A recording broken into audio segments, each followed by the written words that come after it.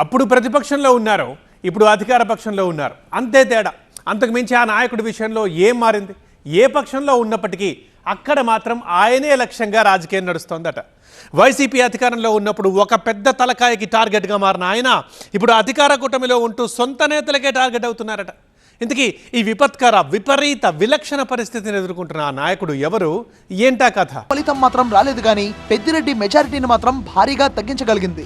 పొంగనూరులో రాజకీయంగా పట్టు సాధించగలిగింది. ఎన్నికల్లో ఓడినా పార్టీ అధికారంలోకి రావడంతో అనధికారిక ఎమ్మెల్యేగా మారిపోయారు చల్లా రామచంద్రారెడ్డి. అందులో భాగంగానే విపరీతమైన దూకుడు ప్రదర్శిస్తుండడం సొంత పార్టీ నేతలకు నచ్చడం లేదట. ఈ విషయంలో ఆయనపై హైకమాండ్ కు సైతం ఫిర్యాదు చేసిందట పార్టీలోని ఓ వర్గం. ఇప్పుడు ఇదే అంశం అధికార పార్టీలో చర్చనీయాంశం అవుతోంది. నిజానికి గత 5 ఏళ్ల పాటు మాజీ మంత్రి పెద్దిరెడ్డి ఫ్యామిలీకి టార్గెట్ గా మారిన చల్లాబాబు ఎన్నో సవాళ్లను ఎదుర్కొన్నారు. ఆయనపై దాడులు జరిగాయి, కేసులు కూడా నమోదయ్యాయి. 2023లో టీడీపీ అధినేత చంద్రబాబు పొంగనూరు పర్యటన సందర్భంగా జరిగిన విధ్వంసం కేసులో నిందితుడిగా చల్లాబాబు కడప సెంట్రల్ జైలుకు వెళ్లాల్సి వచ్చింది.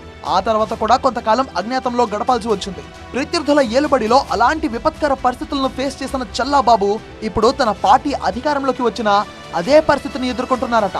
అధికార పార్టీ ఇన్ఛార్జ్ గా ఉన్నప్పటికీ ఆయన దూకుడికి సొంత పార్టీ నేతలే కళ్ళెం వేసే ప్రయత్నం చేస్తున్నారు. చల్లాబాబు టార్గెట్ గా పావులు కదుపుతున్నారట. దీంతో ప్రభుత్వం మారింది, రాజకీయ పరిస్థితులు కూడా మారాయి. కానీ చల్లా తలరాతే మారలేదు అనే అభిప్రాయం వ్యక్తమవుతోంది. ఎన్డీఏ కూటమి పవర్లోకి వచ్చాక తొలినాళ్లలో దూకుడు ప్రదర్శించి హంగామా చేశారు చల్లా రామచంద్రారెడ్డి. పెద్దిరెడ్డి ఫ్యామిలీ సైతం కొన్నాళ్ల పాటు పొంగనూరులో అడుగు పెట్టలేదు.